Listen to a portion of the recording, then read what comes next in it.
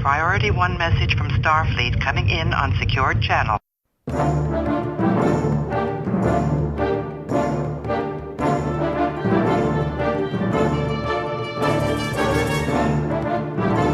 You are listening to the TrekRanks podcast, a member of the Tricorder Transmissions Podcast Network.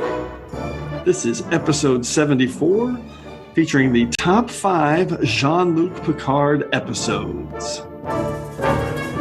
Welcome, Star Trek fans. I am Jim Morehouse, and I am the host of the TrekRanks podcast. And tonight we are concluding our series of 3 episodes of TrekRanks, previewing the new Star Trek Picard series. It's our Picard Prep series.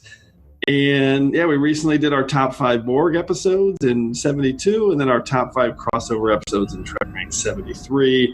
And now, of course, we're doing the big one. It's our top 5 Jean-Luc Picard episodes, which is about as big as it gets when it comes to TrekRanks. So for a topic this huge, we brought in 2 TrekRanks regulars to help us out. First up is Carlos Miranda, contacting us from the UK sector. Carlos has been on 6 times previously, including our top 5 Ben Sisko episodes back on episode 19. So he's doing his second captain. So Carlos, welcome back, buddy. Thank you very much for having me. I'm extremely excited. Yes, this one is going to be awesome. And then our other guest is our good friend Claire Little, who's been on 8 times previously. Your last show was, I guess, I think it was Law and Order. No, because we did Pets after that. Oh, that's right. Yeah. Oh, and then you were on for the STLV one, too. So you've been on a few times in the last few months. Oh, yeah. And of course, Carlos was on for that terrible episode 47 that we did. Don't listen to that one. It's awful. That's my favorite episode we've ever done, for the record. I hate that one. Let's get into our TrekRanks recalibration so we can jump right into this topic. What are you recalibrating? Everything. It's a sweeping, a recalibration of all systems. As regular listeners will know by now, general order number 1 here at the TrekRanks podcast is that we love Trek. We love to rank Trek via some deep dive topics just to get the conversation started. And if you've listened to TrekRanks before, you know that TrekRanks is all about Infinite diversity. In infinite combinations. No wrong answers. It's not about being right or definitive in any way. It's just about sharing the things that we love about Star Trek. We love it all, from TOS to TNG, straight through to Enterprise and the Kelvin timeline, and now Discovery and short treks as well. So it's all fair game here on the TrekRanks podcast. And a reminder that we use episodes as a shorthand, but the 13 films are always in play as well. Open hailing frequencies. Hailing frequencies open. On viewer. And you can find TrekRanks on the net access interface links at trekranks.com. And you can contact me directly on Twitter at TrekRanks or at Enterprise Extra. You can also call and leave us a message with your own picks at 609-512-LLAP. At 609-512-5527. Or if you don't want to leave a voicemail, just record your picks and then DM me, and we can do it that way. Okay, so to wrap it up, Carlos and Claire, why don't you guys let everyone know how they can get a hold of you on the net access interface. Carlos. I am extremely active on Twitter, with my handle being at @DoubleMac, and I look forward to connecting with people there. And Claire with the number 1 Twitter handle. You can find me on Twitter. I am Isolinear Chick, CHICK, not Chip. Love that one. All right, let's get into our Level 1 diagnostics so we can get into today's show. Diagnostic cycle will be complete in 20 seconds. So for our diagnostic cycle, whenever we do a character topic, we start the show by asking our guests to describe that character in 1 word. So Carlos, what is the 1 word you would use to describe Jean-Luc Picard? I struggled with this, and you'll see why in a minute. Like when we start talking about kind of my Prime Directive. So I did struggle with him because I think that Picard is a lot of things. But if I had to kind of pick 1 word that kind of really defines the character for me, is principled. And I think in this day and age in particular, to be someone whose character is defined by principle is a statement. And I think that Picard is, above all things, he is principled. I like your word better than mine. That is awesome, because that is exactly what he is. That's one of the reasons I love him so much. Which am going to talk about. So Claire, how about you? What's your one word to describe Picard? Principled is an excellent word, and I think my word is actually kind of similar. I also had to think about this one. I went with introspective, which I think informs being principled, or being principled informs being introspective, in that you can't really be all that principled if you don't sort of self-interrogate. You have to kind of ask yourself what you're thinking and why you're thinking it, and why you hold certain values you do, and maybe change those values over time. That is awesome. You guys' words are fantastic. Mine's super simple and obvious, but I will say that one of the reasons I chose it, and it drove all my picks, was, and it's like your introspective point, Claire, is that he always lets the facts dictate what he's doing. He's never bringing his own biases or prejudices into anything. It's always being willing to be wrong and to learn as he goes, never just assuming something. I love that. So mine, super simple and obvious, but it jumped out, and it's why I love him so much, and it's a leader. That's it. He's a leader. Yeah. And he, to me, is exactly what you want in a leader. It's why I love him so much, and he's my favorite character by far in Trek. And more than anything else in Trek, the thing I use more in my day-to-day kind of management and business life is the leadership tricks and traits that that you see in Picard. All right, let's get into our Prime Directives now, so we can figure out kind of how we narrow down such a tough topic.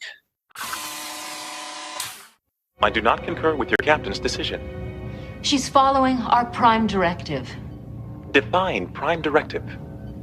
This is the 8th character episode that we've done on TrekRanks now in our many years of doing this show, and it's a third captain. So we did Kirk in our episode 0, our first ever episode, and Cisco in episode 19. And this is our second TNG character, because we did Data back in episode 8. And then the other ones we did were Kira, Neelix, T'Pol, and Nog. And I was very lucky to be on the Cisco one and the Kira one. Yeah, I forgot you were on the Kira one too. I said the Cisco one before, but so this is your third character episode. Awesome. All right. Well, so this is it's one of our regular series. So we've done it 8 times.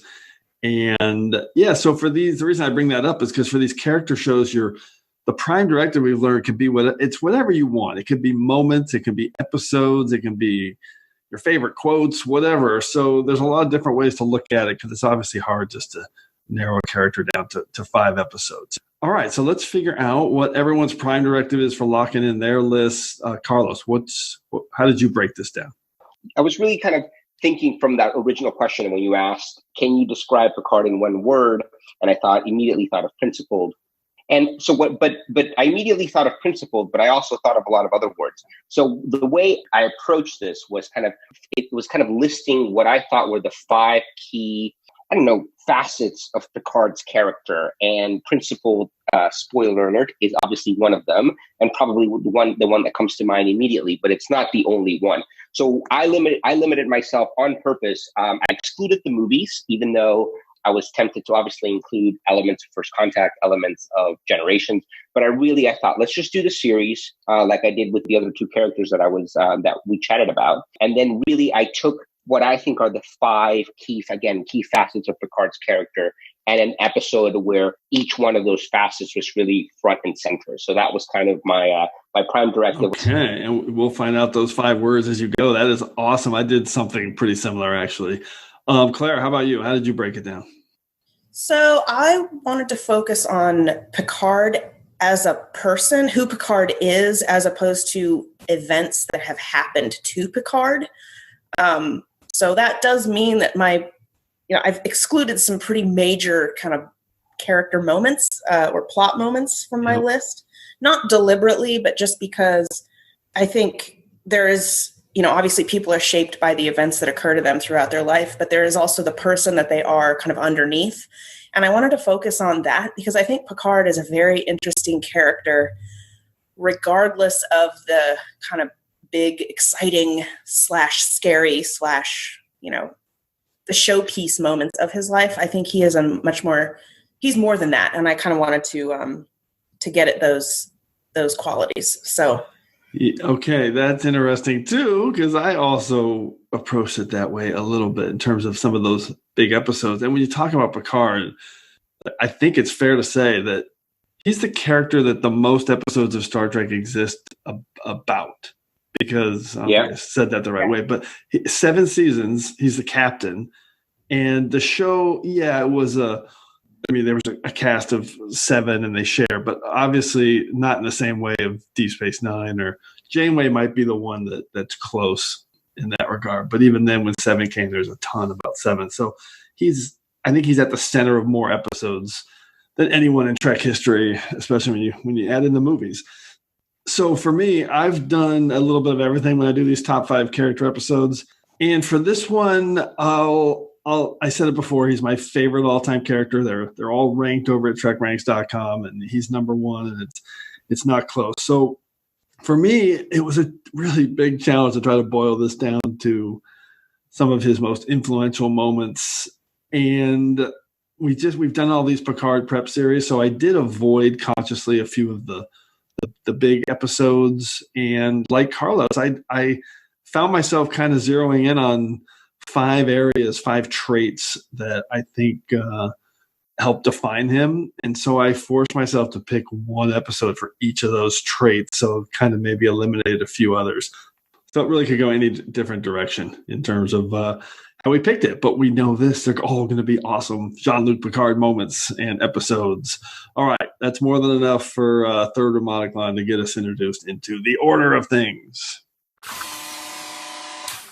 I am a Jem'Hadar. He is a Vorta. It is the order of things. Thank you, Third Harmonic Line. As always, just a quick reminder on how we're going to go through the order of things. First, each of us will reveal our 5-word summary and a hashtag to tease our pick.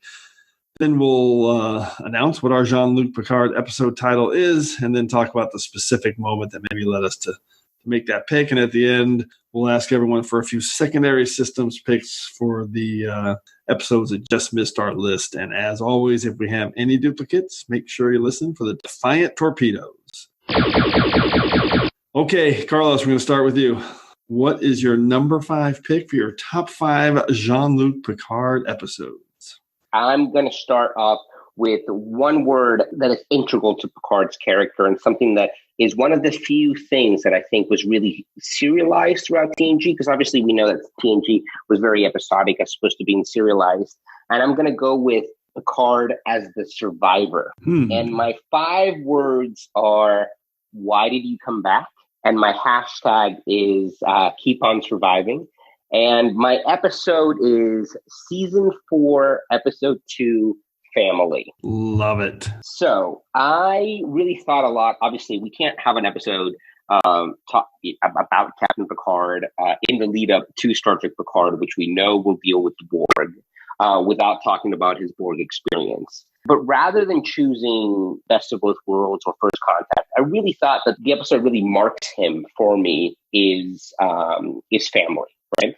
And one of the things I love about being on TrekRanks is that it gives me an extra excuse, not that I need one, to go back and revisit episodes that I love. And I hadn't seen Family in a long time.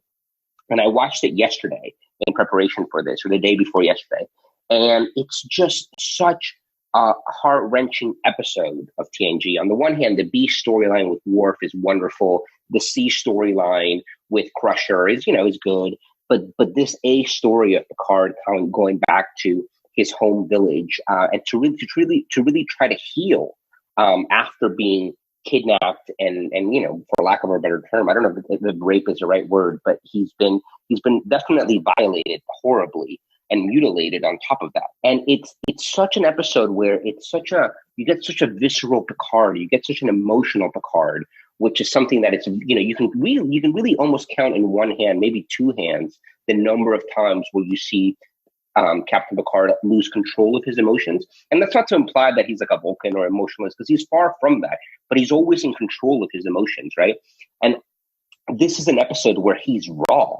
And it's to me, it's that fight with Robert, where his emotions just completely take over, and you physically see him lash out at someone. is one of, again, use the word visceral, like one of the most visceral moments in Picard's story. And I just think that it's an episode that really defines the character. We always talk about Picard before Best of Both Worlds and after Best of Both Worlds. And I think really the appropriate marker is family. I think there's a Picard that we got to know before family, and there's a Picard that is intimately and forever changed after this episode. One of the most defining features of the captain of Picard is this idea that he has survived a horrendous experience, and that to me is beautifully portrayed in the episode Family. Yeah, it's funny you say that, because I was going to comment your thing about before family and after family related to Picard. My point was going to be, I feel like this episode, I mean, it's obviously definitive Picard. It's huge, and one that I considered, it's awesome. But it's also Star Trek before and after this episode too, because this episode kind of changed the way they told the narrative of Trek, where they were actually going to have consequences and things. And down the road, obviously, with Deep Space Nine and a little bit in Voyager, and then, of course, Enterprise and Discovery. I love this pick. It's an amazing moment, and obviously an episode that's going to be a big part of the Picard series coming up. Claire, what's your take on Family? I'm so glad you chose this, Carlos. It was number 6 on my list, so I was really hoping someone would choose it so we could talk about it. I have to say, this is an episode that I did not appreciate until I grew up. So I watched TNG when it aired and I was a little kid, and I thought this episode was really boring. But I was also a little kid, so I think that was a justifiable response, especially after the excitement and, oh my God, what's going to happen of Best of Both Worlds. But then I don't know, probably 10 years ago, watched this episode again.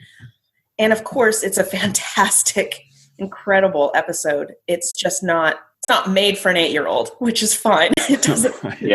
Right. But as an adult, I really saw the purpose and the power of this episode and the performances. I'm expecting this to be a touchstone moment that the new Picard series calls back to, not just from the Vineyard. I mean, obviously they've already done that with the Vineyard setting, but I'm expecting these themes and the version of Picard that you do get to glimpse in Family to come back in some way in the Picard series. Yeah, I totally agree, and that's also why I wanted to pick it in the fact that this is very much a lead up, part of our Picard prep. I think that you used the word consequences, Jim, and I was reading, obviously in preparation for this, I was reading The Companion, I was reading Memory Alpha, and it is amazing about how Michael Piller really had to push and convince Roddenberry to do this episode, and to him, he really wanted to have a trilogy. So Best of Both Worlds, Part 1, Part 2, and Family. And he saw it as one story,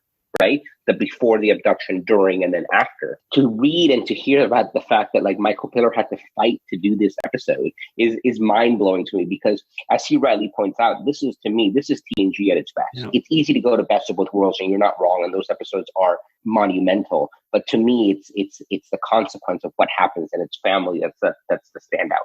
Yeah, it's a different era of storytelling, so it's amazing that it got done and helped pave the way for everything that came after. Okay, Claire, what is your number 5 pick? All right, my number 5 pick is a little bit meta and a little bit indulgent, but I'm going to go with it anyway. My 5 words are invitation to join the crew, #accepted. My number 5 pick is Picard reciting the captain's oath during the opening credits of every episode. Ooh. Me as a little kid lip syncing along to it, because I did that every week. And I didn't know that it was the captain's oath. I didn't know that it originated in the original series. I really thought that it was Captain Picard inviting me as a viewer to join the crew of the Enterprise and go on these journeys. Wow, I'm actually getting emotional talking about this. First time ever on TrekRanks. I have that effect on people. It's okay, Claire, don't worry. But, I was excited to go on this journey with people who were looking for things that were unusual and different and unknown, because they wanted to explore and learn about them and celebrate them. Like I said, I would sort of lip sync along, whatever, with Captain Picard each week. And even knowing now that it is the captain's oath, that it was not written for the character of Picard, that it's something that, other captains have said had said before and later said again, I still feel like taking it out of that context, everything in that oath is something that Picard truly believes anyway. I think those are words that he would speak whether he was needing to recite them as part of an oath. I think it encapsulates his approach to, or the reasons that he values being in Starfleet. It's about exploration. It's about making yourself bigger and better by learning about other people and other places. My favorite thing about this pick is thinking about 8-year-old Claire watching it and being influenced by it. That is so cool. It's obviously a different, I mean, I heard it when Kirk did it, and it's the same thing. You describe it so well. It really is kind of inviting and helps set up the premise that these people are excited about discovering and learning and learning and discovering the unknown. I love this meta pick. You can also hear episode 71 of TrekRanks, top 5 meta Trek references.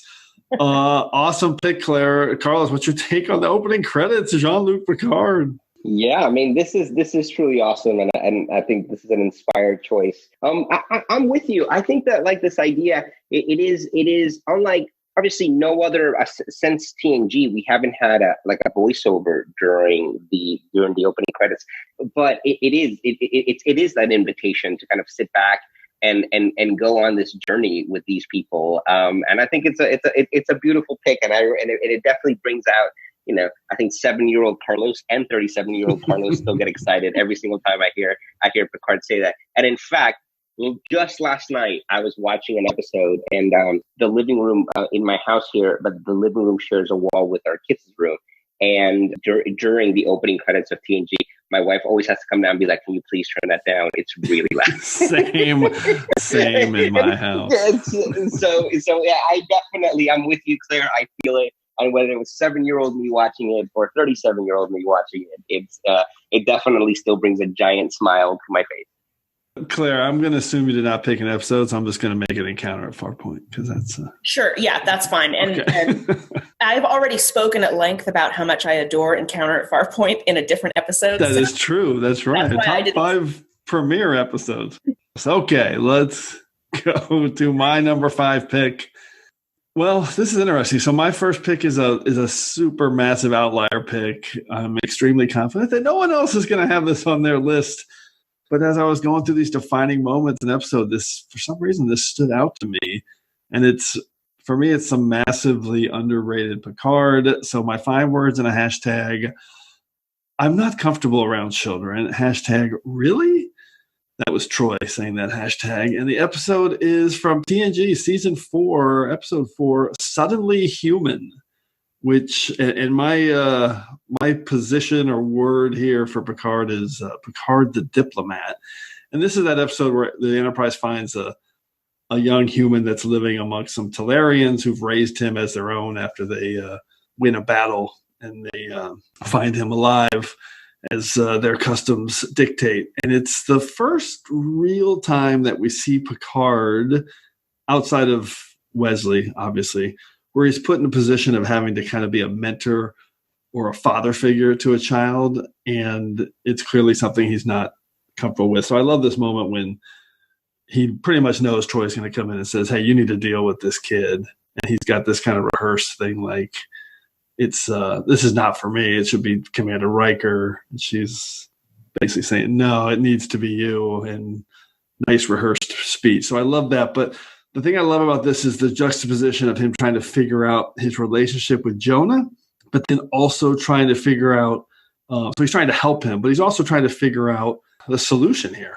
and what to do with a human who has a relative, an admiral, and he's put in this kind of interesting position. And when he's dealing with Jonah, he's very uncomfortable. He's trying to figure that out. But when he's dealing with the Talarian captain, it is classic Picard. Every scene, he's super authoritative. He's completely confident in his position. They have this great back and forth argument where it's you just totally buy into Picard and his confident leadership. But this is a great example of the diplomat where he's respectful and he's always compassionate to hear kind of the other side of this and listen and learn from his counterpart. So at the end, when you've got him being the awkward parent, but the powerful diplomat, and at the end he realizes that a crime has been committed, but it's been by us, and to try to keep you from the family that loves you and the father that you know. And he puts the kid back with the Talarians, which I remember just being like so surprised by that ending and thinking, but again, it's an example of him not being predisposed to a solution and being willing to kind of let the facts dictate his final decision. And this is Jerry Taylor's first ever script with Star Trek, which I didn't know until I looked it up. So it's her first episode where she was on board. I think it's an underrated episode. I really like it. Okay, Claire, what's your take on Suddenly Human in this deep cut pick? I love this pick. I have to say, Suddenly Human is not an episode that I find myself thinking, ooh, I got to dig the disc out and watch that one. Well, to be clear, it's number 120 at TrekRanks because it's not super rewatchable. Right. But yeah. But you've just given me a new kind of lens through which to view it. So I always appreciate that. It's not a bad episode. I mean, no, not awful by any means, but it is sort of, again, it's not one that I find myself sort of thinking about in my day-to-day life like I do so many other episodes of Star Trek. But you're absolutely right that this shows Picard at his most confident and what he would definitely consider a core competency, with Picard at his least comfortable. Yeah. And it's amazing that he can switch back and forth and also learn to sort of bridge that gap. And that's why I picked it. It's so interesting, that juxtaposition. Carlos, what's your take on Suddenly Human?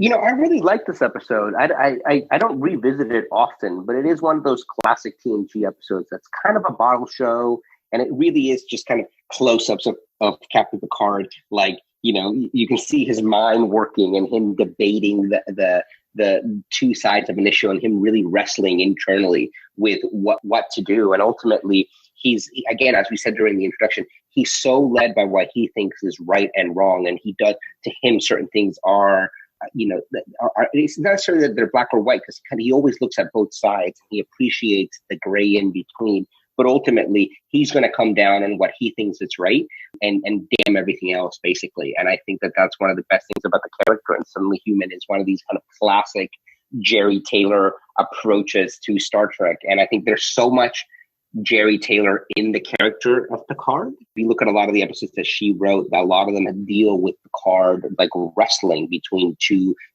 choices. And I think this episode is a classic example of that.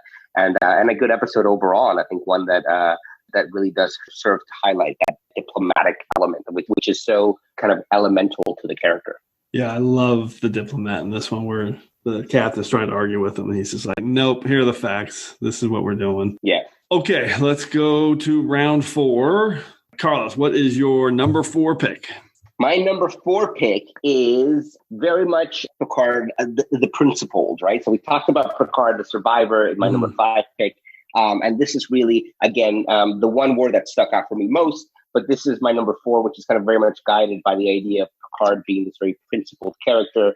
And my 5 words are, you who consort with Romulans. Hashtag one man he resists. Obviously, I'm talking about season 4, episode 21, The Drumhead, which I rewatched 2 nights ago. And I watch that episode pretty regularly, like at least 3 or 4 times a year. And I think this is really not just TNG, but this is Star Trek at its best. You talk about Suddenly Human being a bottle show. This is 100% a bottle show. This episode should be one that it does nothing, there are no space battles there. All the exterior space shots are like stock imagery. It's such a show that should be overlooked, yet it is, to me, a top 10 episode of Next Generation, arguably a top 10 episode of Star Trek.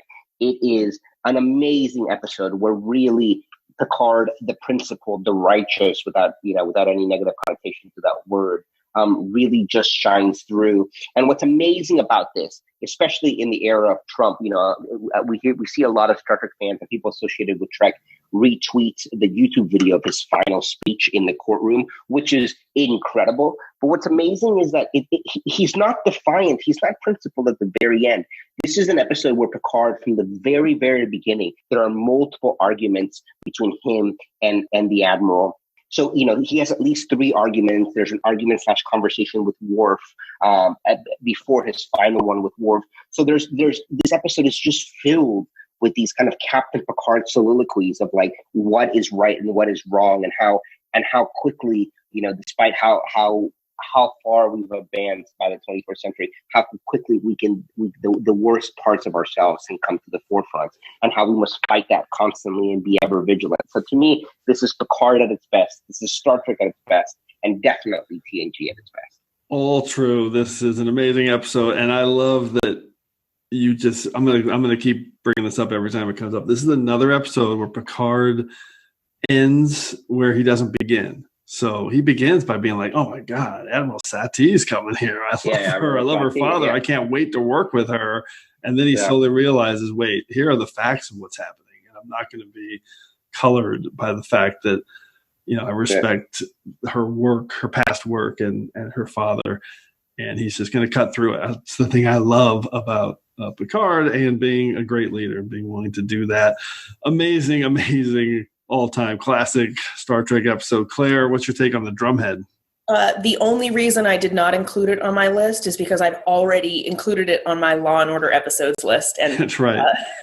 Basically, I just would have played a recording of whatever I said on that episode and into the microphone for this one. So it is a fantastic episode of Star Trek. It's also a fantastic episode about Picard, and about his thought process is on full display in this episode, and I mean that in the best way possible. Yep. And when Carlos mentioned bottle shows, I realized Claire was on that episode too. This is just a flashback episode of TrekRanks, all of our past episodes. The bottle shows. Okay, awesome pick. Is this the Shades of Grey episode of TrekRanks? Yeah, this was. Carlos, I've actually chosen Shades of Grey on an episode of TrekRanks before. We should do that. How can we do a Shades of Grey, top 5 Shades of Grey? We'll figure that out. Okay, Claire, what is your number 4 pick? So my number 4 pick, 5 words: quiet moment of Picard's joy. # quiet below the storm. My choice is 2 specific moments from First Contact, the movie, not the episode. And those moments have nothing to do with the Borg. They are Picard showing Lily Earth from orbit, and Picard communing with the Phoenix. Oh, yes. Again, I wanted to focus on things that felt to me like Picard as a person, not Picard as a person who has gone through things or had things happen to him. I think those are 2 moments that, to me, are sort of functioning as shorthand for every single time we see Picard nerd out about archaeology or Shakespeare. Picard's kind of a massive nerd. True. But there's a real sincerity to it. And I think he is a person who, even though he's not particularly expressive about it, I think he lives a life of awe, especially given, his whole job and his whole life are in space. So you'd think he would be kind of used to it by now. But I think he is a person who grounds himself with quiet moments of appreciation.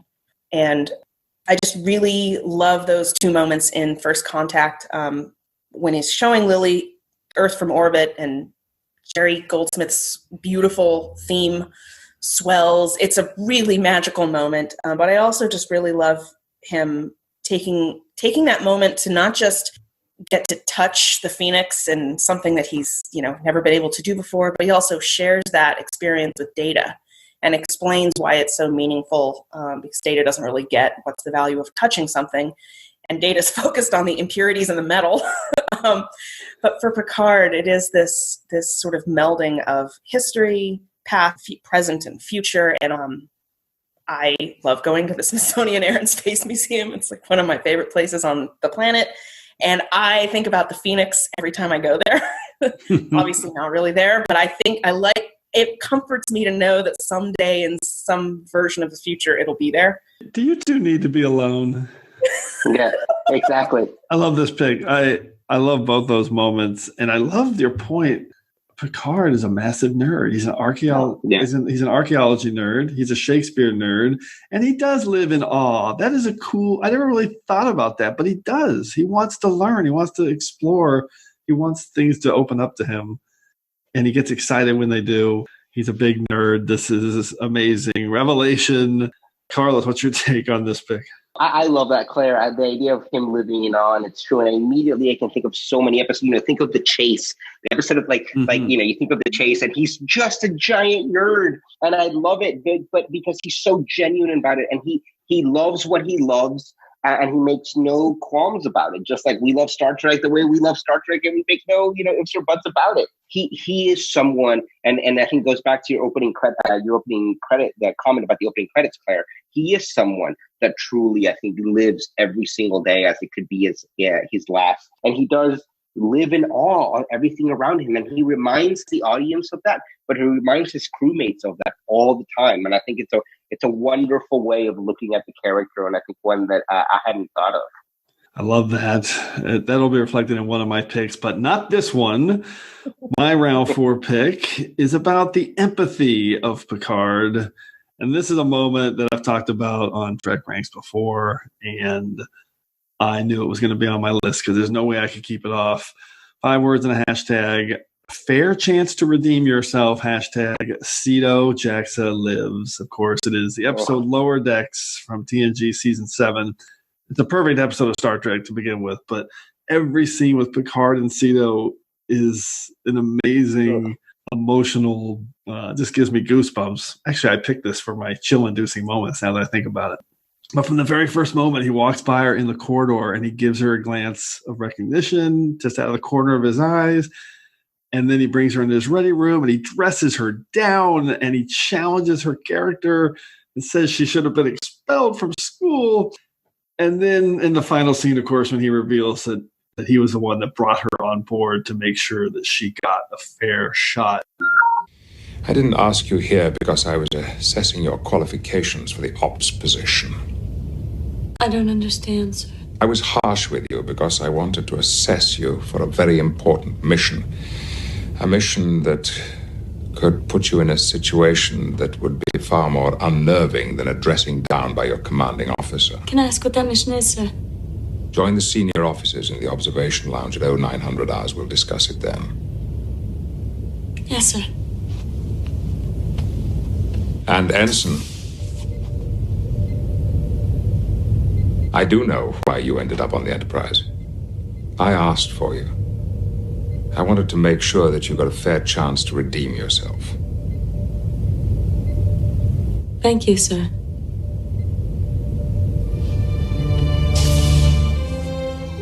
And what this says about Jean-Luc Picard is amazing with everything this character has going on, everything in his life, leading the flagship, all the challenges. He takes the time to make sure that this young cadet that he doesn't know at all, a troubled young Bajoran girl, he makes sure that this big mistake that she makes doesn't cost her and that she gets a second chance. He made sure she was going to be on the Enterprise so that she would get a fair shot. And that speaks volumes to how he thinks and how he lives his life and how much empathy he has for people in every way you look at it. So, yeah, Lower Decks. Claire, what's your take on this one? I think it's a great choice. I also think it's really significant that, yes, Picard wants to make sure that she gets a chance to redeem herself, a chance at a career, a chance in Starfleet, and then immediately sends her. Part of that chance is sending her on an extremely dangerous mission. I think Picard does show a huge amount of empathy, but he is still a captain, and part of being a captain means having to make really tough decisions and send people on extremely dangerous missions, potentially to, in this case, certainly, or eventually to their deaths. Yeah. I think it's no. She's alive. She's alive. Oh yeah, sorry. Okay. No, sorry. Right, sorry. He and Lursa and B'Etor are they're all alive. And Siska, they're all no, they're dead. They're all dead. It's just and Marta somehow survived. Okay, keep going. No, but Picard he could have taken the easy way out, I guess, and request. It's not to cut you off, but this is another example of him not letting of just following the facts in the way he's not going to let the fact that he really appreciates her and that she's just coming up, and he's going to say, no, the facts of this particular scenario requires that she does this regardless. Right, exactly. And I'm sure that he could have chosen a different Bajoran officer or cadet I'm sure Sito Jaxa was not the only person who could have fulfilled this particular mission, but that he saw the capability in her and saw the promise in her. And again, it speaks to him as a captain and just his principles. I love it. Carlos, what's your take on Lower Decks? I mean, we just talked about the drumhead. Lower Decks also makes my top 10 episodes of TNG. I agree with you. This is a perfect episode of Star Trek, and a lot of it has to do with because of Picard. And I think that him revealing to her that it was him that requested her to be on the Enterprise was just, it's incredibly emotional. Everything about that episode is pitch perfect.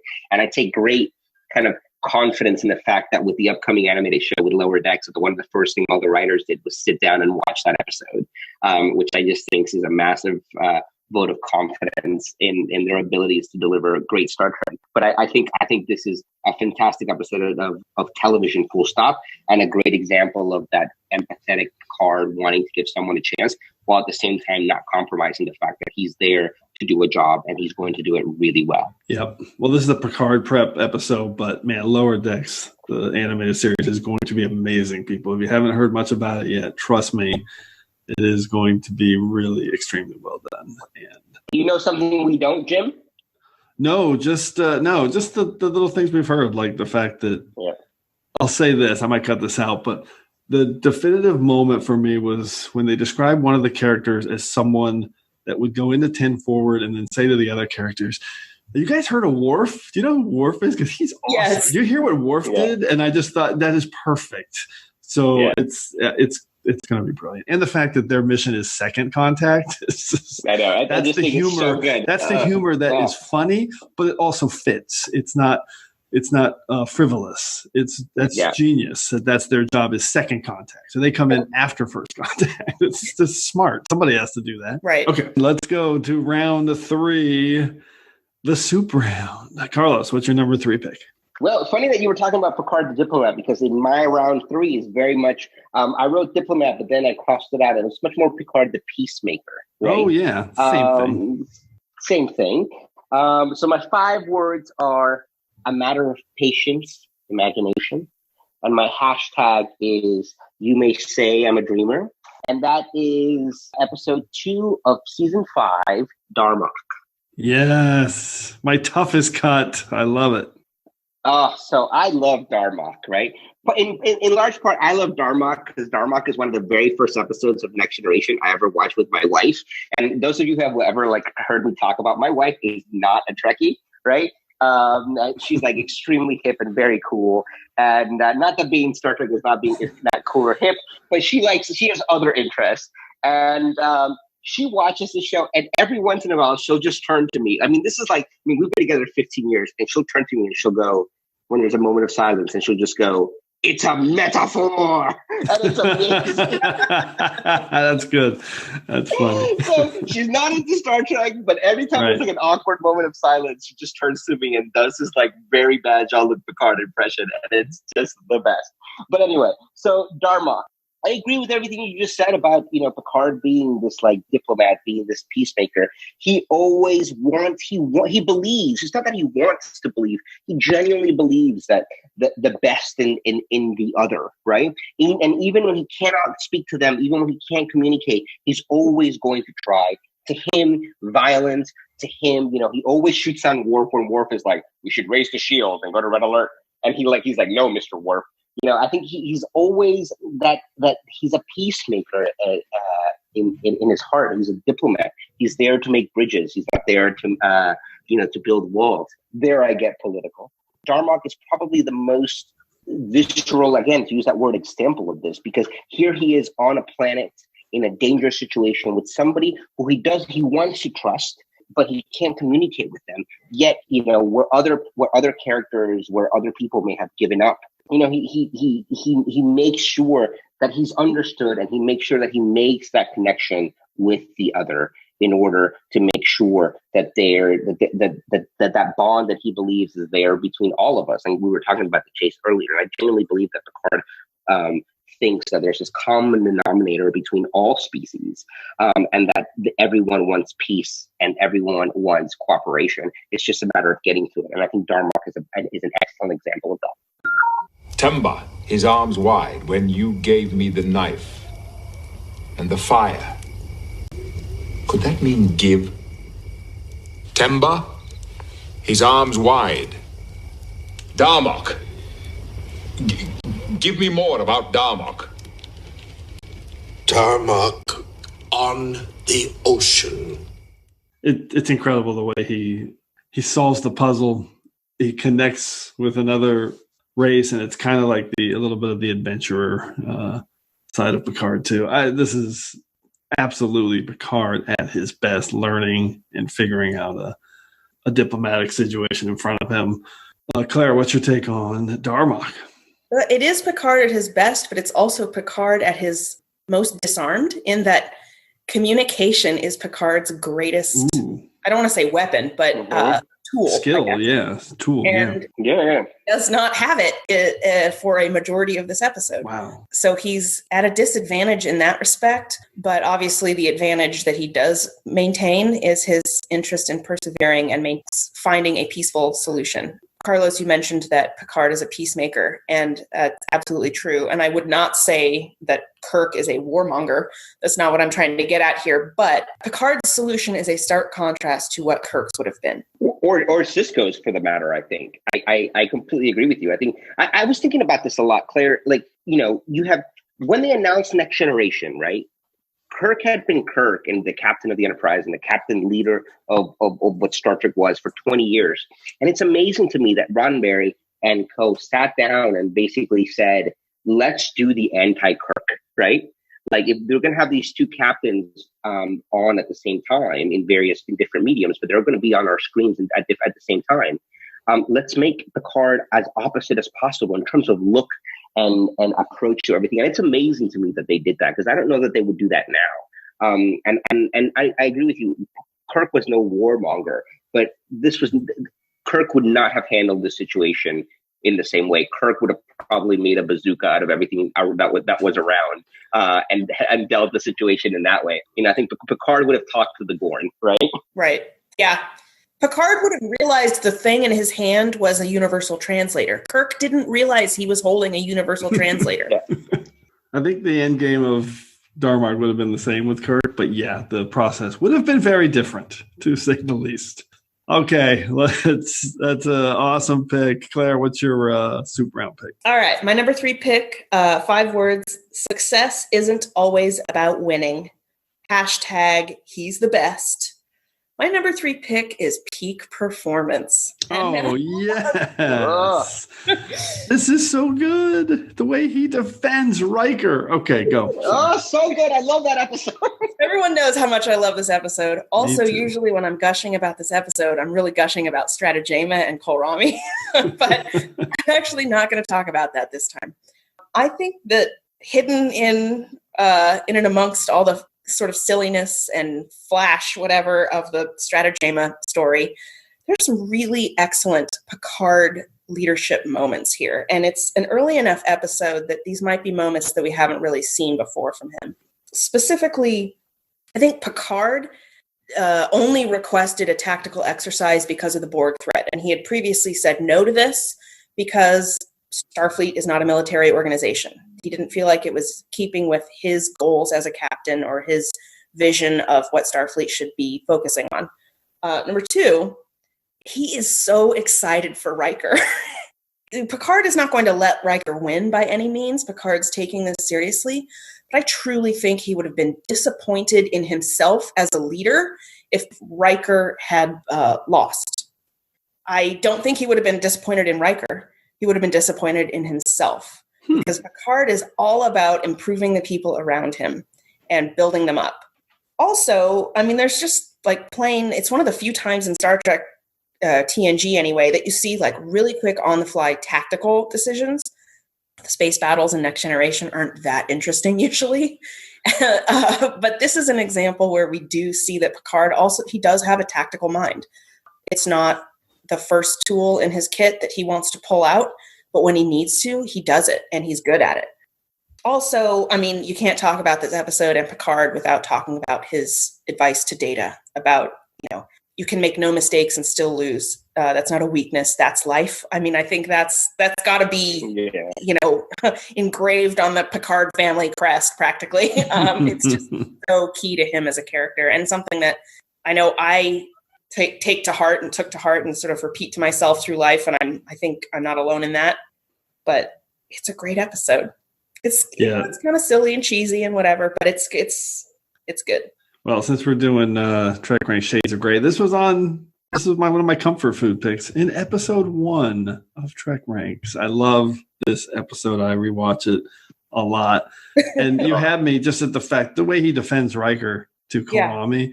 That's definitive Picard for me. That's what we love about him. And I love this episode. Fantastic. Carlos, what's your take on it? Oh my God, I love this episode so much. And it's funny. It's like, it's one of those episodes that when I'm like, oh, if I'm talking about Star Trek or I'm talking about TNG, it doesn't necessarily, it never makes anyone's like top 10 list of anything. And then all of a sudden you think about it and you're like, oh my God, that episode is just, because it's so good, but it works on every level. It has an awesome villain. You love to hate that guy, right? You really do. He's like one of those guys you want to punch in the face, right? It has Picard at its best. It's got Riker at his best.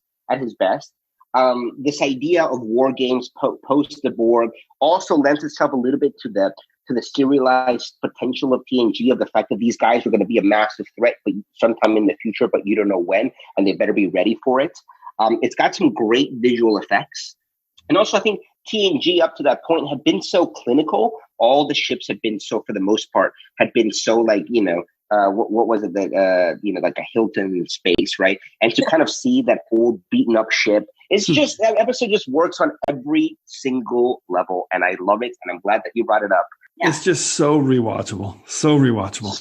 Even if where Picard isn't actually present in a scene, you can see his leadership style in his crew. Yep. Geordi and Riker walking down the corridor, and Geordi sort of asking Riker, so do you think you're going to win? Nope. Are you going to last very long in this game? Nope. Why do you want to play? Because it's an honor. Is anything exciting going to happen? Nope. Riker is honest and truthful and still excited, and Geordi's still like, okay, well, I'll be there to back you up. Like, that's such a great point. It's all about Riker and his perception of leadership and strength. I mean, the fact that Riker is willing to openly admit to a subordinate, like, hey, I'm going to suck really hard at this thing. Do you want to come watch? I mean, he could be worried that it's going to undermine his authority, but he's not at all, because he's confident in himself and confident in the leadership of the ship. And that is Picard's influence. I love that. It's such a great little moment in that episode. Plus, Glenn Morshower's in this one. So and good. The guy in the sweater. And the guy in the sweater, man. Of course. Claire's favorite is the guy in the sweater in the final scene. Everybody look for it. Okay, let's go to my number 3 pick. My 5 words in that. This is a massive outlier. Again, I know no one else is going to pick this, but it gravitated toward it, and I love it. 5 words in a hashtag. Is this where Jean-Luc sits? Hashtag, that's the big chair. And it is TNG Season 4 Cupid. That's right. And I'm labeling this one as Picard the Explorer, the passionate Picard, the adventurer Picard.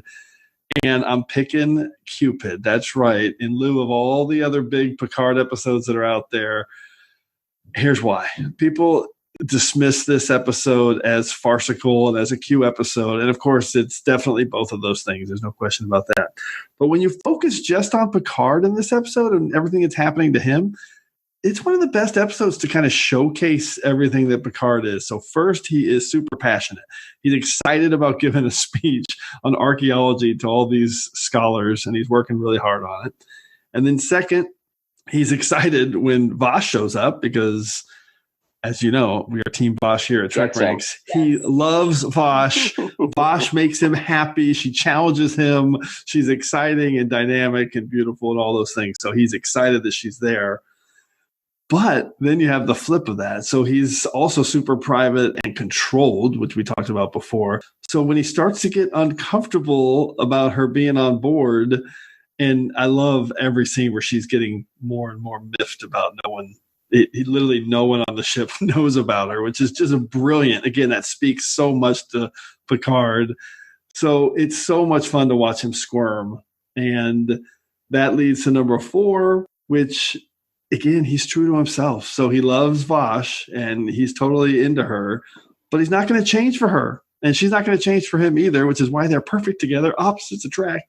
So I love that moment at the end or in the middle when she's getting really upset. And he just says matter-of-factly, I'm sorry if you're upset, but this is the reality. And she's like, well, it's reality for me too. I'm not changing for you. It's so good. I love that. And then finally, when Q puts Picard to the test, he goes straight into hero mode by doing everything he needs to save her. And of course, what his point to Q is that I would do this for any member of my crew. It's not just her. And then Q's flip is, yeah, but you wouldn't ask your crew to help you save her. So you wouldn't sacrifice their lives to save her. You would do it for another crew member. So I just love that this is a perfect kind of psychological profile episode of Picard when you cut away all the kind of farcical stuff that's happening in this episode. So yeah, I just picked Cupid as one of my top 5 Picard episodes. Claire, what's your take on Cupid? Love it. I definitely thought about this episode while putting my list together. Awesome. I also think it's significant that the woman who is perfect for Picard, yes, that's right, sorry, 100% Team Vosh, is a woman who does not need to be rescued. She rescues herself. Yes. And exactly right. I mean, that to me just kind of, you say opposites attract, but I feel like Picard and Vosh are almost complementary colors instead of opposites or something. I don't know. Yeah, that's a better way to say it. They're definitely different from one another, but they are different they have similar confidence, similar strength, similar, they're both independent people. I just think this is a really fun episode. The end. Fantastic. Carlos, what's your take on Cupid? It's funny. I mean, this would not have made my top 50, but I Correct. like the way you described it. I do enjoy this episode, and I do enjoy Q. I've never been like a Q hater, and I like Cupid. It's not an episode that I revisit regularly, and I'm Team Vosh too. And I think Picard, this is also a nice example of Picard being nice and principled, but also standing up to what's right. And I mean, Q was being a jerk in this episode, and he deserved to be stood up to by Picard. And it has one of the funniest moments ever when Beverly shows up, and he's like, "This is Beverly. This is Dr. Beverly. This is Beverly Crusher." I'm sorry I'm late. Oh, excuse me. I didn't realize you had company. That's all right. Allow me to introduce you. This is Beverly, Dr. Beverly, Dr. Beverly Crusher. This is Vash. She's a friend of mine from the Archaeology Council. I didn't mean to interrupt. The captain and I often share morning tea together. Yes, I know. Jean-Luc has told me all about you. Really? When was that? On Risa, where we met. I see. Well, that must have been during your vacation last year. No. Yes. Yes. Well, I am surprised he didn't mention you. So am I. So great. Okay, let's go to round 2. Carlos, what is your number 2 pick? My number 2 pick is probably my biggest outlier, and this is Picard, kind of the ambitious, the focused, Picard, the man who is forever driven. And my 5 words are: perhaps we should be afraid, and the hashtag is I'm not throwing away my shot. Season 7, episode 8, Attached. Oh, yes. So this is not necessarily a top 20 episode for me or anything like that, but I think it highlights something about Picard in that Picard is always, his career to him is front and center, and it always has been, to the point that he sacrificed so many things that he wanted. You know, we talked about family, you talked about things like, sort of generations. I genuinely believe that Picard did want to have a family. I think Picard, there were parts of him that really missed that element of it, but he was so focused, he was so ambitious, he was so driven by his career in Starfleet that he sacrificed all these other elements of his life. And if we can get away, and I think they do a good job of it. It's not creepy, but he does fall in love with his best friend's wife, right? Basically, girlfriend and wife. But I think they address it in an adult sort of way, in a good way. And he realizes that he can never, even though he's in love with Beverly and has been basically in love with Beverly for many years. And to your point about Vash, he puts it aside because his career, his ambition to be not just a Starfleet captain, but the best Starfleet captain, and the best that to be this kind of diplomat front and center for Starfleet and for humanity is so important to him that he sacrifices all these other elements of his life. And so I think a key component of the character that's not talked about enough is how he sacrifices all of these other things that in order so he can be, in order for his career, so he can advance. And I think that's a key component and a key facet of the character that's not as discussed as many other things that we've talked about. Yeah, I love this pick, and I had it on my secondary systems for one reason, because it has one of the great Picard leadership lines of all time when he's just kind of making up, yeah, we should go this way. This is the way to go. And Beverly's like, wait, what? You don't really know which way to go? And he's like, yeah, sometimes you just got to pretend like you know to help the crew. I'm not sure whether we should go over this hill or that one.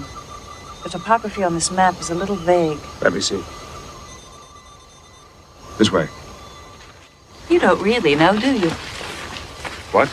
I mean, you're acting like you know exactly which way to go, but you're only guessing. Do you do this all the time? No, but there are times when it is necessary for a captain to give the appearance of confidence. I'm sorry. I just couldn't resist. I'm beginning to realize that you always seem to have some acerbic remark on the tip of your tongue.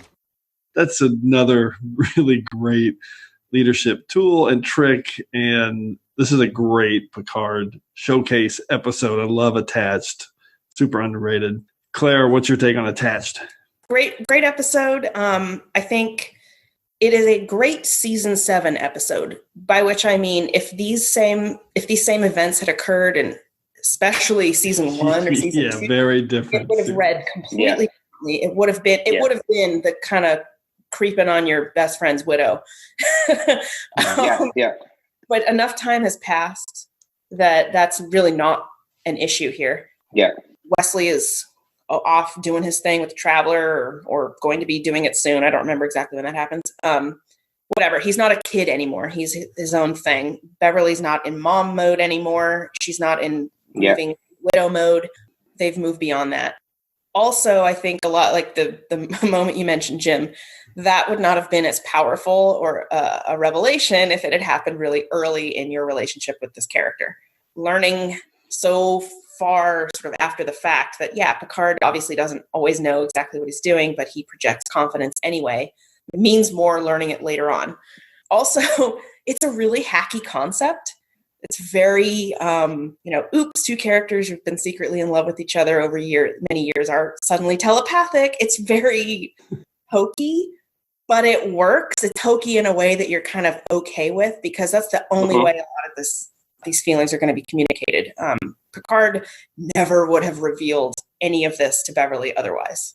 Yeah, true. And I like your point. It works perfectly in season 7. It would have changed a lot of things if it had been done earlier.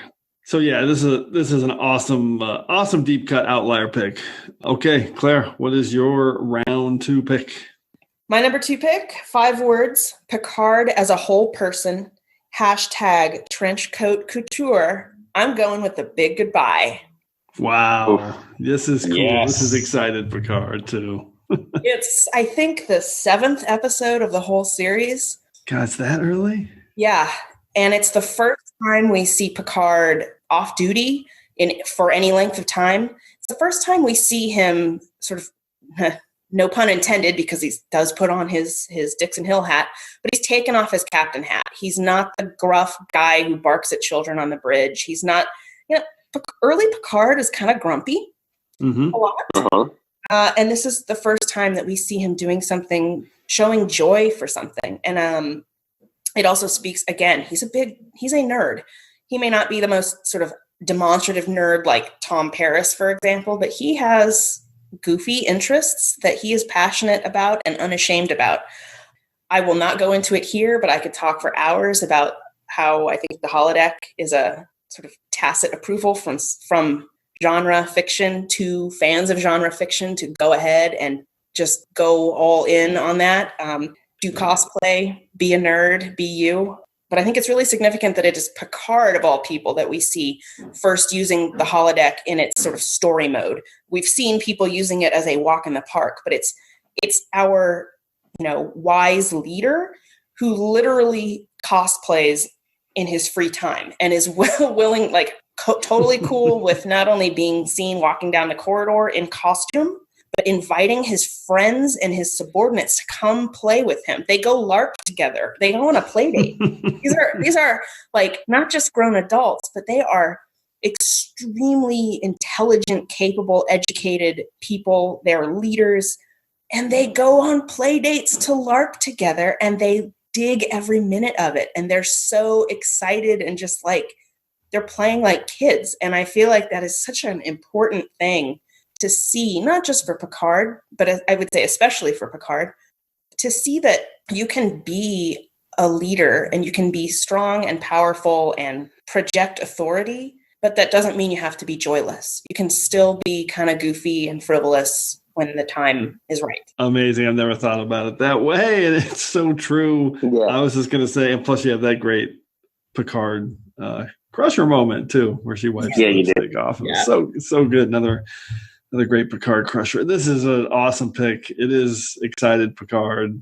I was going to include like happy, not go lucky, but like almost like fun Picard is one of them. Right. I didn't. I was going to include one of the Dixon Hill episodes. Probably not this one, but I do love Dixon Hill Picard because it's just, it's that mid 20th century gumshoe type is so in some ways against character that it just works so well. Yeah. They look like they're having so much fun in these episodes, and the writers as well. So much so that, First Contact, that scene in First Contact where they played Dixon Hill is such a welcome, fun throwback. Yeah. I think you need to see the sort of fun or lighter side of Picard to counterbalance how serious he can often be as a character. And if they hadn't recognized that early on, I think Picard honestly could have been kind of a stick in the mud. Mm-hmm. Yeah, totally. Especially early Picard. He's very serious to the point of he is occasionally kind of off-putting in early season one kind of barking moments. I don't know how else to call that. Yeah, by design, for sure. By design, yeah. Yeah, you need this balance. Otherwise, he becomes a character that you're like rolling your eyes and grumbling, going, God, this guy again on his high horse. Instead of appreciating that, like, no, he's got a reason to be kind of grumpy right now. He's not always grumpy. He is projecting authority, or he's doing his job. Love it. Love a good Picard grump. All right. I did think about this one. This is an awesome pick. All right, let's close out round 2 with my pick.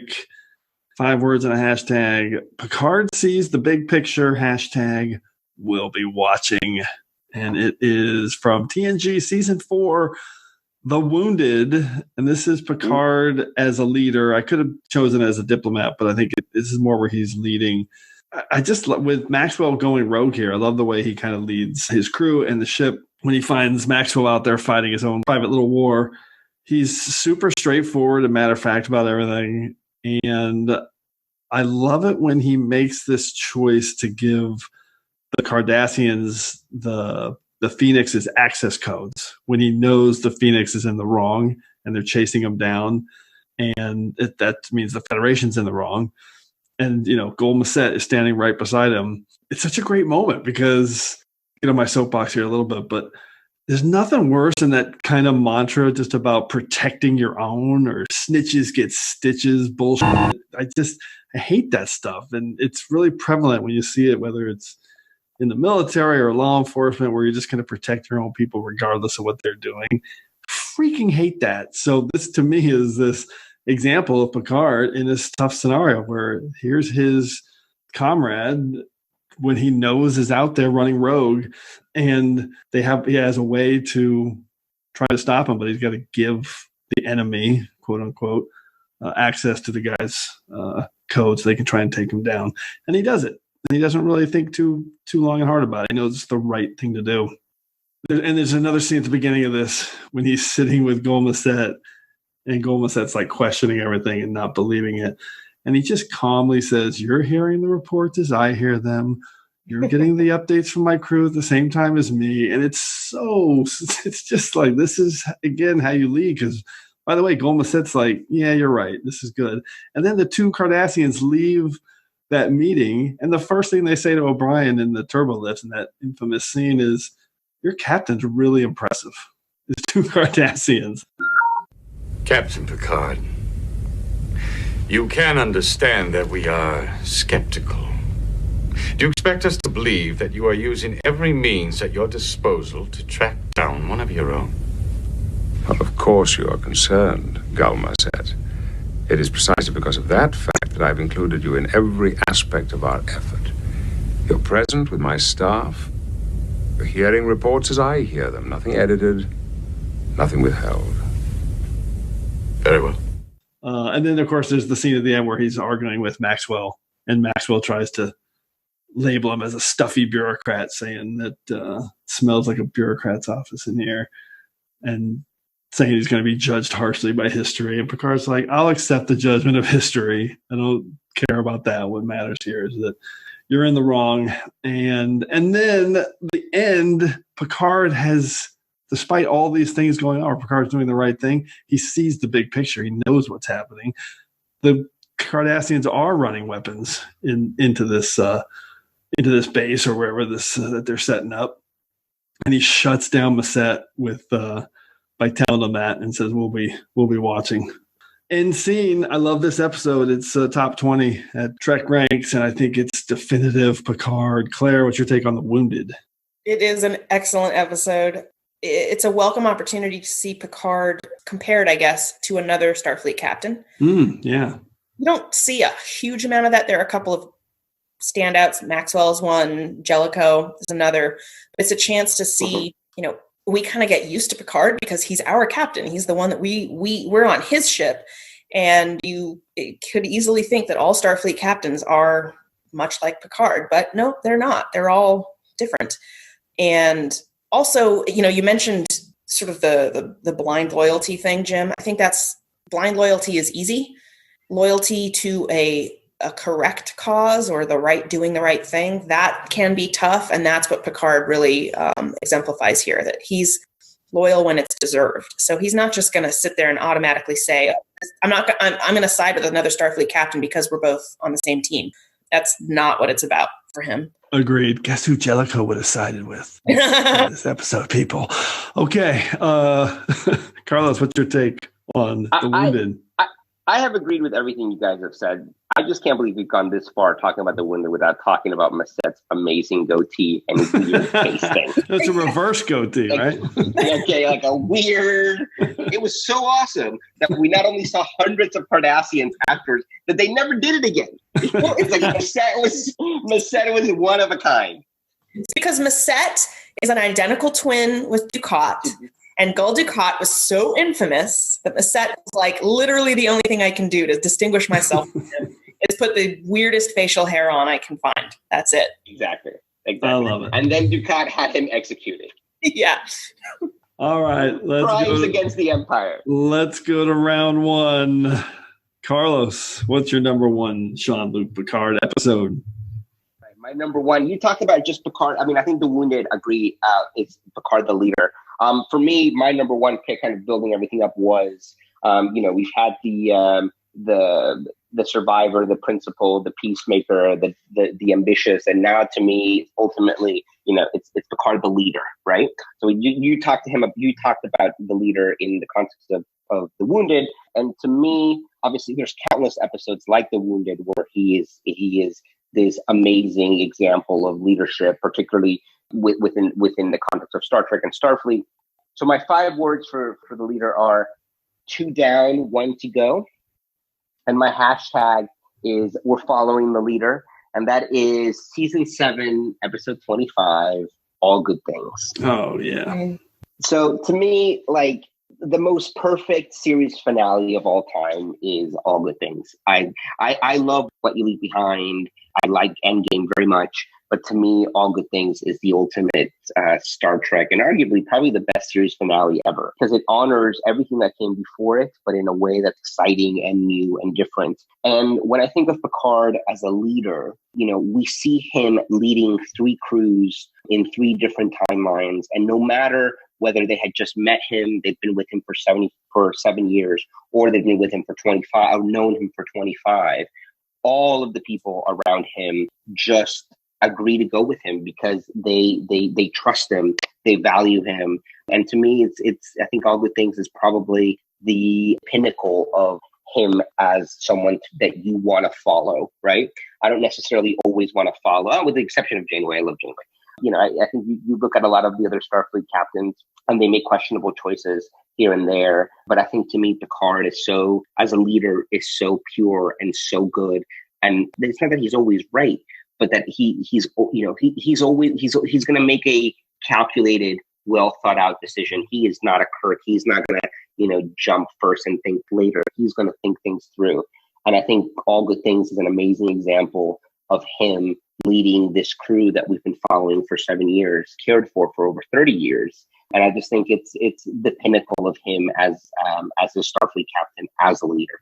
It's an amazing episode of him as a leader, and you get to see it from 3 different angles, like at the beginning and then the middle where everyone's just like dedicated. And then at the end where he's kind of vacated that space because he's sick. And so everyone's kind of gone off and done their own thing a little bit, maybe not acting in the way they would have if they still had him around.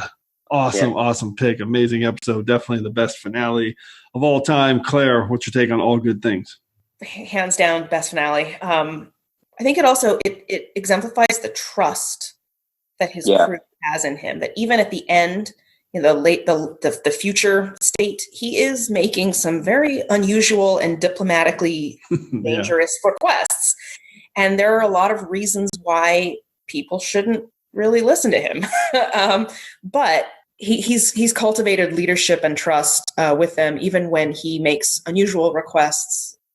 I also think it bookends beautifully, obviously, with Encounter at Farpoint, and also shows that as episodic as TNG generally is, there is a throughput for the character of Picard that, especially knowing that this wasn't a 7-season character arc that had been pre-planned, the fact they were able to tie that bow together so beautifully and so consistently is really impressive.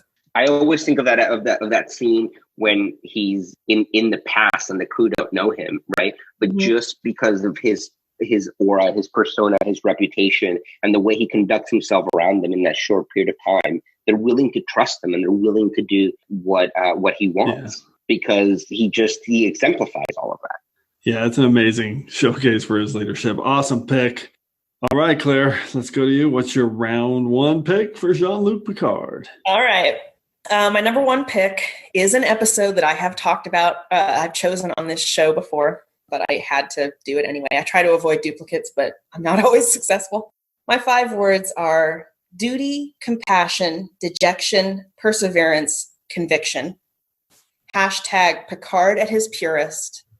And I've chosen Measure of a Man. Yes. So people tend to think about this as a Data episode, and of course it is, but it is the entire gamut of Picard in this one episode. So he, his first instinct sort of is to comply with Starfleet's orders. He then learns to have compassion for Data after their conversation in the ready room about, why don't you make everyone get cybernetic eyes? Oh, okay. The dejection that he feels after Riker's opening arguments in the courtroom is one of the few times I think we really see Picard visibly falter in terms of his confidence and his ability to protect his crew and carry out his duty. He is shaken for a number of reasons, and I think he is disappointed or surprised at himself for being about 99% there on actually agreeing with Riker's argument that Data is just a possession, is just a machine. He doesn't like that part of himself, I don't think. But then, after talking with Guinan, he perseveres and ends up not just arguing for Data as agency and as an individual because he needs to, but because he truly believes it. I think seeing him go through that entire course of sort of reassessing what it means to be Data's captain and what it means to be a Starfleet officer throughout, these 45 minutes, it's the entire sort of rainbow of that part of a character. It is introspection. And that's all this episode is really, is Picard being introspective and acting on convictions that change throughout the episode. And he lands on the best of his convictions at the end. Your Honor, a courtroom is a crucible. In it we burn away irrelevancies until we are left with a pure product, the truth, for all time. Now, sooner or later, this man, or others like him, will succeed in replicating Commander Data. Now, the decision you reach here today will determine how we will regard this creation of our genius. It will reveal the kind of a people we are, what he is destined to be. It will reach far beyond this courtroom and this one android. It could significantly redefine the boundaries of personal liberty and freedom, expanding them for some, savagely curtailing them for others. Are you prepared to condemn him and all who come after him to servitude and slavery?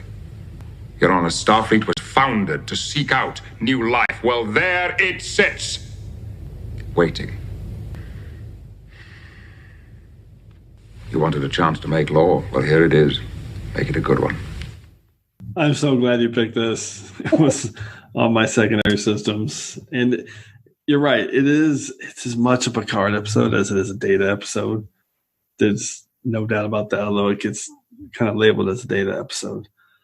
Yeah, I mean, you can't put it any better than that in terms of how he was defeated at one point, or not defeated, but he was down.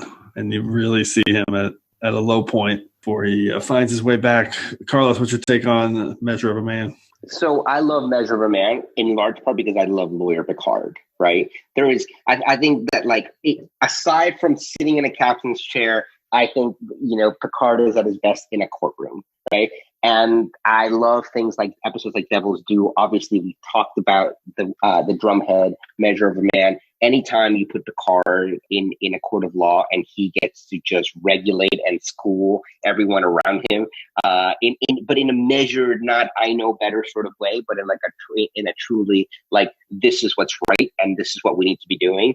I'm just there for it every single time, and I love the fact that even in the little preview that we've gotten so little of Star Trek Picard coming up. You see him arguing with that Admiral about what's right and what isn't. And I'm here for it. And that's the same Picard that is in Measure of a Man. That's the same Picard that's in the drumhead and Devil's Due. And so I'm all about Lawyer Picard. So I am glad that you picked it, Claire. This is definitely on my secondary systems. And I just think it's a phenomenal episode. That's a great point. Yeah, I think it's really significant that he doesn't start the episode already convinced of Data's autonomy and his ability to defend it, that he has to kind of walk this path. And I don't think it would have been nearly as powerful if after the opening scene, Picard's like, hell yeah, let's get Data some autonomy. Woo! That would not have made a powerful statement the way the actual path does. Good point. And everyone loves some Lawyer Picard. That is great. Lawyer Picard. I'm glad you mentioned Devil's Due. I hadn't thought of that one, but that is a fun Picard lawyer episode. Okay.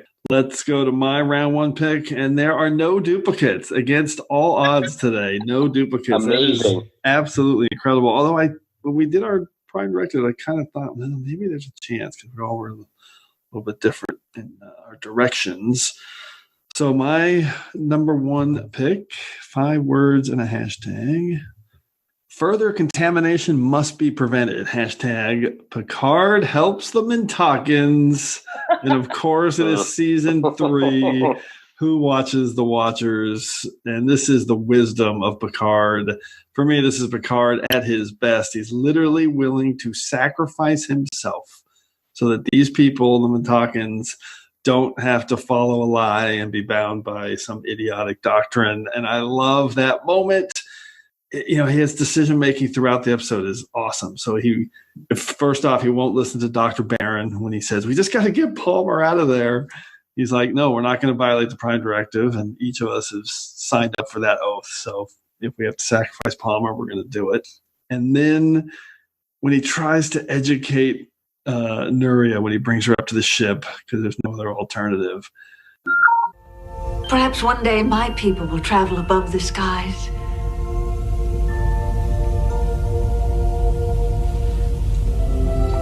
Of that, I have absolutely no doubt.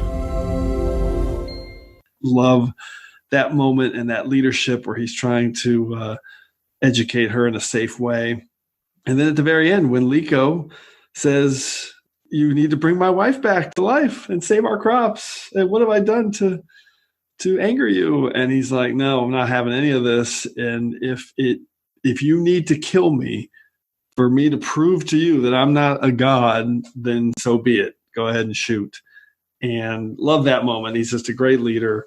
If you need any more, proof why this episode is quintessential Picard, just look at the back of his chair throughout pretty much the remainder of TNG, and hopefully we're going to see it at Picard. He's got that Mintakan tapestry with him all the way through the rest of the series and the films. And Doctrine sucks. And I love this episode. Claire, what's your take on Who Watches the Watchers? My take is that I deliberately didn't choose it just because I knew you would. This one's clear. Yeah, I knew I didn't need to choose it. There were actually, I'm surprised that there weren't any duplicates. I was definitely expecting some, but this one I knew was set in stone. It is a fantastic episode, and I think Picard works so well in this episode is because his convictions are clear. He's not saying these things to avoid, some sort of Prime Directive issue. Like, he truly believes everything he's telling the Mintakans. Mm-hmm. Yeah, it would not have worked if he didn't, and not just the Mintakans needed to believe him, but also I think it wouldn't have been as powerful if he was just sort of, well, this is what I'm supposed to say. I'm supposed to tell you guys, don't worry about it. I'm not a god. Don't worry about it. You'll be fine. It is all the more meaningful because Picard deeply, deeply believes what he's saying. I'm just laughing because I realized you were on our Prime Directive episode too. I know. So I just checked my record. I picked this as my number one Prime Directive episode. So I was on the Prime Directive and Law and Order, and those are two of Picard's whole things. And so I was having a hard time not just picking a bunch of repeats. Good point. And I had no idea of that until I just checked. So, okay, Carlos, what's your take on Who Watches the Watchers? I think this is a great episode, right? And it's a great episode for everything that both of you have said. I'm really shocked that, to be honest, that we had no duplicates. This is amazing. I feel like I've been on other episodes where the topics are way more either meta or esoteric, and you still have several duplicates. So it's amazing. So yay us. I'm also amazed that nobody picked the Inner Light. Yeah, that's going to be the most obvious one. There's no chain of command. Well, let's get into it now with some of our secondary systems. So what, neither one of those. The Inner Light was my toughest cut. I mean, it's my number 5 all-time favorite. Can I say something about the Inner Light? The Inner Light? So the Inner Light is an amazing hour of television. It has always bothered me. Picard lives an entire life. It gets to experience all of these things that he wanted, a family, kids, grandkids. And yet, with very little exception, it doesn't reverberate with the character throughout the rest of the series. And that always bothered me. Are you nitpicking? Am I hearing nitpicking? None of that's true. None of that's true, by the way. It's my number 5 episode all time on TrekRanks, and I didn't pick it. Wow. So, for my own kind of perspective or approach to this episode, again, I wanted to choose episodes that highlighted Picard as a person, not Picard as a person that things happen to. And The Inner Light it's probably the most passive you ever see Picard, in that he has absolutely no choice about the fact that the probe scanned him. And he just is he participates in the life that he leads in the probe, but he doesn't really have any agency as far as he's there until that star goes nova. He can't check out until the recording is over, for lack of a better term. I label it as Picard the Explorer because I think he does appreciate the opportunity to live another life. Oh, I think so too. And eventually, 10 years into it, he seems pretty on board. But it is a completely. If something is done to him, he doesn't really do it to it. No, that's true. Okay, well, what else? What other secondary systems picks do you have, Claire? I was really close to choosing Iborg, just because, again, you see Picard, you see a harder side of Picard than you usually see. And you also see him changing his mind and growing throughout. And also, it's extremely on the nose because of Hugh returning in Star Trek Picard. So, yeah, I agree. How about you, Carlos? Any other secondary systems you want to rattle off? Yeah, I love Chain of Command was another one that I thought along hard because it's a little too obvious, but it's obvious because it's so good. At the same time, I genuinely the A storyline of this episode I think is pretty bad, but the Picard Wesley B storyline of Samaritan Snare is so good. I just think that episode is clear. Is obviously we always overlook it because it's not the primary story. It's the first time that you see Picard really kind of like truly bonding with Wesley because it's Picard opening up to the audience and you get a sense that, oh, wow, there are layers to him. He's not just some kind of stuffy British French thing. It's a beautiful study of the character in almost like a throwaway B storyline. You also see how bad at opening up Picard is because this is the weirdest thing to latch onto, but the fact that he offers Wesley some like cucumber sandwiches or something, it's so like, what the hell? Like, what? No, he doesn't want your cucumber sandwiches. Why is that what you're eating? It's just it's a 24th century, Claire. Yeah, but they love cucumber sandwiches. It's also just the blandest possible food, right? I mean, I like cucumbers and I like sandwiches, but I don't like. And you love the Crimson Force Field. I do. Okay, a couple more I'll rattle off. I also had the Defector, just for that one scene where he's sympathetic but forthright in just setting down Admiral Jarrock. You're a traitor now, and if that bitter taste is unpalatable to you, I'm truly sorry. Love that moment. And my special shout out to Swashbuckler Picard in Starship Mine and Gambit because I love those two episodes. Die Hard Picard is amazing Picard. Yeah, so much amazing stuff there, no doubt. Okay, that went really long, but it's Jean-Luc Picard, so you need that extra time to break him down. Okay, let's go into our regeneration cycle and recap our picks. Computer, activate regeneration cycle. Alcoves beta and gamma. All right, Carlos, rattle off your 5 Jean-Luc Picard episodes. So for my number 5 pick, I went with Picard, the Survivor, and its family. My number 4 pick was Picard, the Principled, and I went with the Drumhead. My number 3 pick was the Picard, the Peacemaker, Diplomat, and I went with Darmok. My number 2 pick was the ambitious, focus-driven Picard, and I went with Attached. And last but not least, my number 1 pick was Picard, the Leader, and I went with All Good Things. All right, so you had 2 from season 7, 2 from season 4, and 1 from season 5. Great list. Claire, how about you? All right, my number 5 pick is Picard reciting the Captain's Oath during the credits, and I think we're going to pick Encounter at Farpoint to be the exemplar there. Number 4, First Contact, the film, specifically the 2 scenes where Picard is expressing awe at life. Number 3 pick is Peak Performance. Number 2 is The Big Goodbye. And number 1 is Measure of a Man, which I think has been my number 1 pick on another episode of this show. That is a fantastic Picard list. You had, I kind of forced that Encounter at Farpoint on you. We had 2 from season 1, 2 from season 2, and a film, which is fantastic. And my top 5, and Carlos and I did not talk about this, but I did kind of the 5 traits of Picard as well. And my number 5 pick was Suddenly Human with Picard the Diplomat. And my number 4 pick was Lower Decks with Empathetic Picard. Number 3 was Cupid, the explorer / adventurer, Picard. My number 2, The Wounded, with Picard, the leader. And The Wisdom of Picard was my number 1 pick from Who Watches the Watchers.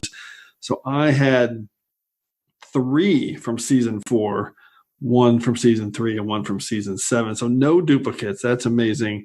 And the breakdown is kind of interesting because there's none from season 6 and 1 each from season 3, which is widely considered to be the best season of TNG, 1 from season 5 and 1 film. There were 2 each from season 1 and season 2, 3 from season 7, and season 4, interesting, led the way with 5 unique season 4 episodes for Picard. That's pretty cool. Once again, we have entered a temporal causality loop. So before we can depart, it's time to hear from you. The Enterprise has been caught up in a temporal causality loop, and I suspect that something similar may have happened to you.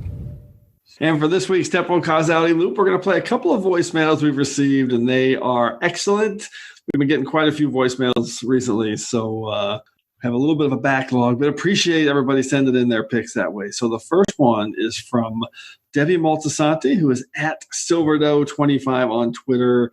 She's been on a couple of great episodes of Trek Ranks in the past, and she has sent over a list of top 5 sneaky good episodes, which is flashing back to our episode 67 of Trek Ranks, which was a really fun topic. So I love this list, and of course it's complete with 5 words and a hashtag for her 5 great picks. Hello, Trek Ranks. This is Debbie. Here are my top 5 sneaky good episodes. I have to say that my Prime Directive was just like Jen's. Remember watching an episode that you didn't think was going to be much, and it turned out to be. So at number 5, not just another Ferengi episode. Hashtag all humans look alike. It's Little Green Men from Deep Space Nine. At number 4, my 5 words are season 1 is looking up. Hashtag lollipop. It's a good ship. The Arsenal of Freedom. This was, to me, when I was first watching TNG, I kept hanging in there, but this show was the first one that made me say, I think this show is going to be as good as TOS. Soup Round is, my 5 words are Joachim and David come to town, hashtag Prime Directive done right, and the episode is Symbiosis from TNG, the one that followed Arsenal of Freedom, and when those 2 aired back to back, I thought TNG has my loyalty. At number 2, my 5 words, not just another Lwaxana episode. Hashtag it's Worf, not Woof. And that would be TNG's Half a Life. This was the best Lwaxana episode, hands down. And finally, at number 1, my hashtag is not just another Q episode. My 5 words, and my hashtag, who are these terrifying Borg? And the episode is TNG Q Who. That episode blew me away. I could not believe that Q brought the Enterprise there and that it was just absolutely terrifying. I can remember it from the first time I watched it. Those are all my sneaky good episodes. Thanks, Jim. Bye. All right, the second voicemail is a quick one, and I love it. And it's from Cindy Red 60 on Twitter. And full disclosure, yes, she's my sister. Nepotism. She's a Trekkie first, and she loves the show. So go figure. But Cindy and her husband George left us a great voicemail highlighting their pick for an abstract 3 going back to episode 68 of Trek Ranks. And here it is. It's really short. Hello, this is Cindy and George, and we love Trek Ranks. And we are calling in with our abstract 3. I'm Cindy, Red 60. This is the Mighty Fat Man, both on Twitter. Twinter. We're on Twinter now. Do it again. Okay. Yeah, that's Sweet. That's our abstract 3 for you. We're musicians. Bye. So in audio abstract 3 submission, I love that one. That was pretty great. So again, we really appreciate everyone sending in your picks to help us get out of this temporal causality loop. So as always, keep those lists coming to me at TrekRanks so we can retweet them. But we also want to hear from you. So please put together your own list of top 5 Jean-Luc Picard episodes or any lists from our past shows. Give us a call at the Tricorder Transmissions at 609-512-5527. That's 609-512-LLAP. Or you can just record your own message and DM me and send me the link. That works too. So hopefully we'll hear from you and you can be featured on the next episode of TrekRanks. And on the next episode of TrekRanks, we're going to go into a category of Trek that we haven't touched through 74 episodes of TrekRanks. It's our top 5 short Trek moments. So there have been about 10, there have been exactly 10 total episodes now of short Treks.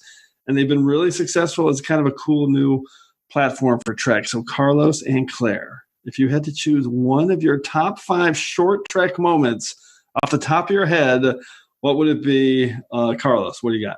Oh my God, it's Edward in the cantina talking to that guy, and it's just like, so we got that new captain, huh? Yeah. Barf. It's so not Star Trek on any level, and it works so beautifully well. Claire, what's your top 5? What's going to be on your list of short Trek moments? Oh my God, is it okay if I just totally blanked? I don't know. You gotta pick something. What's so? Just pick an episode you liked. Claire has blanked. Do you like? What about Spock singing? Do you like Spock singing? Spock singing, come on. It's all right. Okay, all right. We're moving on. Claire has blanked on naming a short Trek episode. No. I'm thinking about them. She's like, what is short Treks? No, they're all so short. Do you have one, Claire? Come on. Poe? You like Poe? You like Saru? You know what? Actually, I do like Poe. All right. So before we wrap it up here, a huge thanks to Carlos Miranda and Claire Little. Obviously, great to have you guys back on the show. So, all right, any final Trek subspace communications you want to relay before we depart, Carlos? No, just to say that I've had a wonderful time. This has been a great way to spend a Thursday evening. So thank you guys very much. And I can't believe, Jim, it's taken us this long to put me and Claire on an episode. So never on you. And never again. Claire, how about you?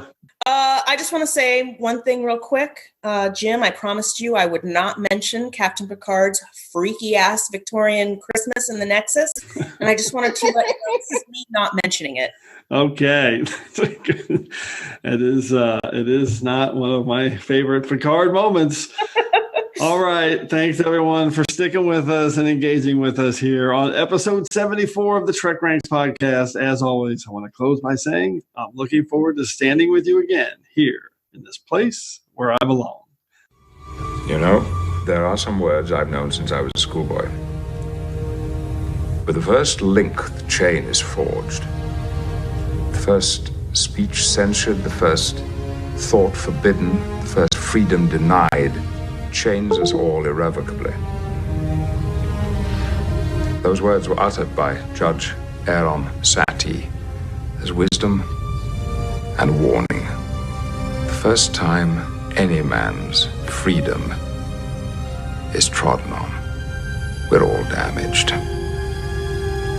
I fear that day. How dare you! You who consort with Romulans!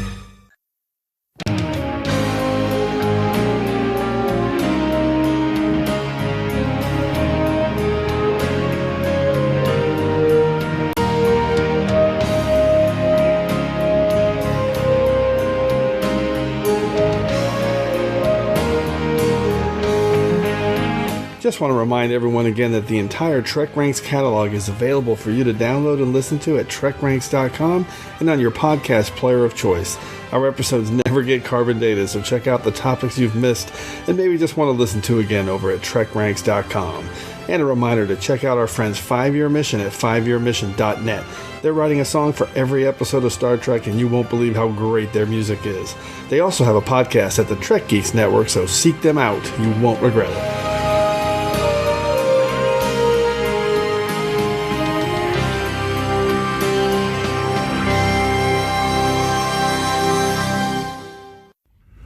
Admiral Sati has left the Enterprise.